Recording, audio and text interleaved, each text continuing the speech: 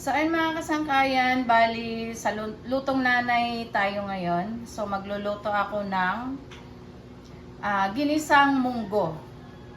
So ito yung ating mga sangkap. Ito may munggo tayo syempre. Meron tayong manok. Meron tayong dahon ng sili. Na sana ay gusto ko sana ay malunggay kaso nga lang ito lang yung available. Kaya ito yung ating ilalagay. So dahon ng sili siya. Syempre bawang sibuyas, chicken cubes, tsaka sotanghon. So ang una natin gagawin mga sangkay, syempre ilalaga muna natin yung munggo. So ngayon, bali naubusan ako ng gas. So ang gagawin ko, syempre gumawa ko ng paraan, naisip ko sa rice cooker ko, iluluto. So, tingnan nyo mga sangkay. Ilagang ating munggo, syempre kailangan nating hugasan. So, hugasan muna natin siya. So, ang paghuhugas ng munggo, mga sangkay, syempre yung walang laman dyan, yung dumi, lulutang yan. So, pag lumutang yan, yun ang ating aalisin.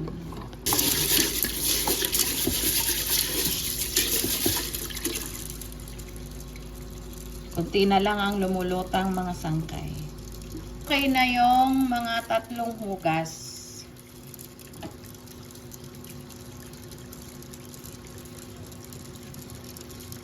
So wala na siyang lumulutang mga sangkay. Ibig sabihin okay na.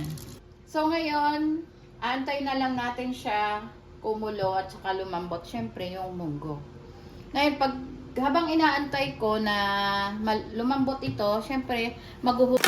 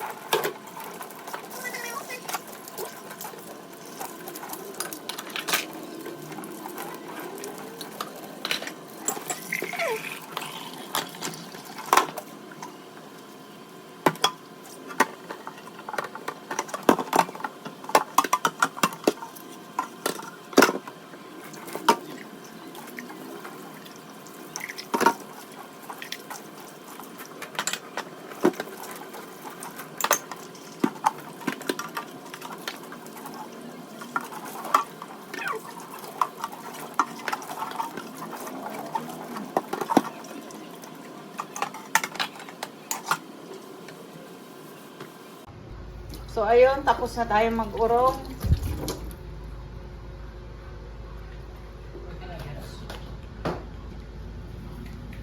Siyempre, diba? Pagkatapos mag-urong, kailangan linisan natin yung ating lababo. Tingnan naman natin yung ating pinapakulo kung okay na. So, ayun mga sangkay, tingnan na natin kung okay na. Yan. Ay, okay na yung ating munggo. So, ang gagawin natin ngayon is magigisa naman tayo. Igigisa. Hindi ko na hinugasan kasi nagprito lang dito yung anak ko ng itlog. So, lagyan ko na siya ng mantika. So, lalagay na natin yung ating bawang. Sunod na natin yung sibuyas. Mga talsik.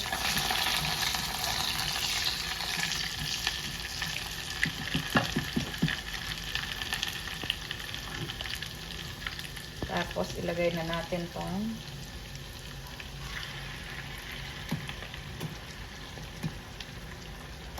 So, ganun lang mga sangkay. Para-paraan lang para makaluto. Di ko kasi alam kung magkano ngayon ang gas. Yung tangke ng tawag doon. Gas. Gasol pala.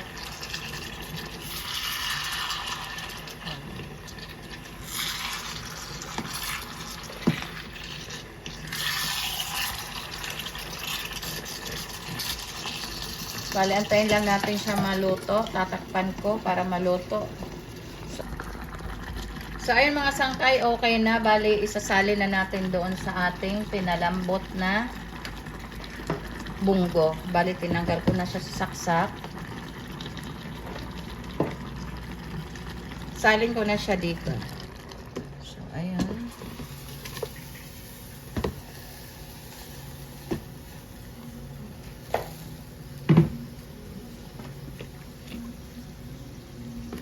Dadagdagan na lang natin siya ng sabaw kasi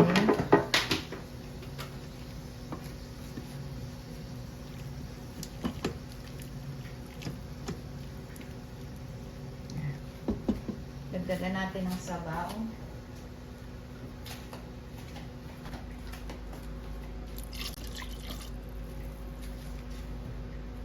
So, ayan. So, titingnan natin kung kumukulo na siya. O, kumukulo na siya. So, ang gagawin natin is titimplahan natin siya ng ilalagay natin itong sotanghon. Pagkatapos ng sotanghon, lalagay ko itong chicken cubes.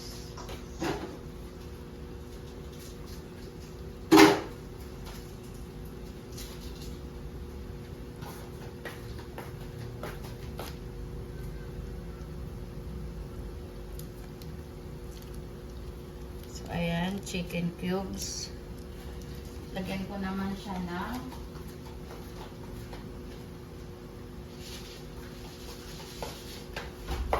asin. Tansyahan lang ito mga sangkay.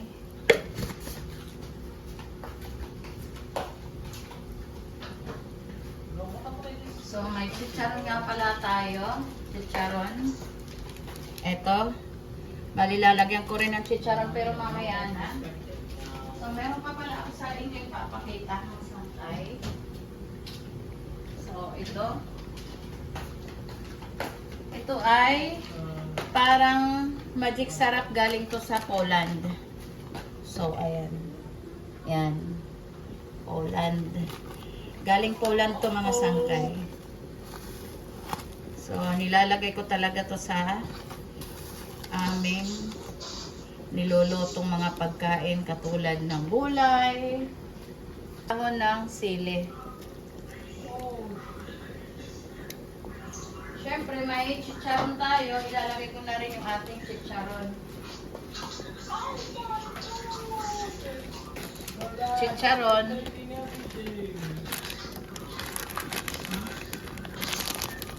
Ang laki naman.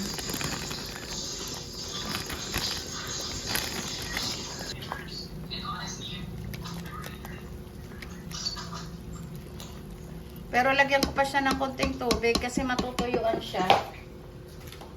Mahilig sa sabaw yung mga anak ko kasi.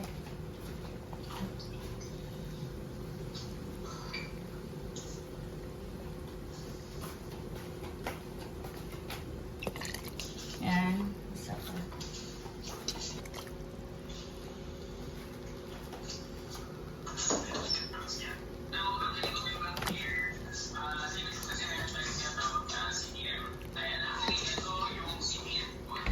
Tayong kutsara, tikman natin.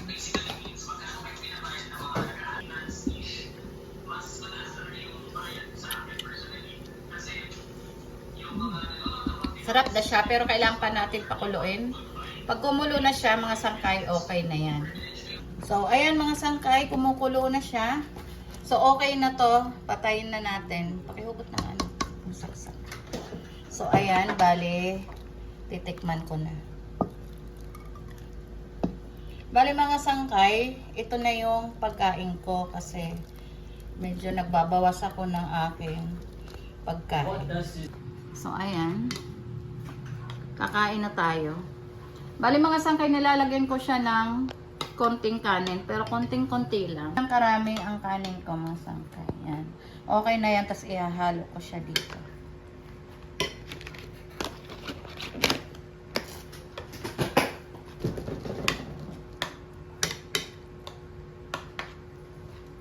So ayan, ito lang pagkain ko mga sangkay, tingnan nyo.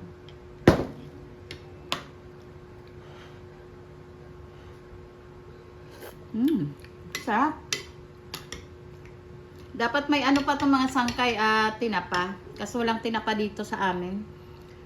Kailangan mo pang pumunta ng palengke para makabili. Eh, hindi na ako napunta doon. Eh, okay naman na. Masarap na rin siya. Sarap. Okay mga sangkay. Bali, pinakita ko lang sa inyo yung aking pagkain. So, dito na magtatapos ang ating video. Huwag sanang kalimutan mag-subscribe, pindutin ang notification bell para updated kayo sa aking mga videos. At i-share nyo na rin mga sangkay. Yun lang. Maraming salamat. God bless.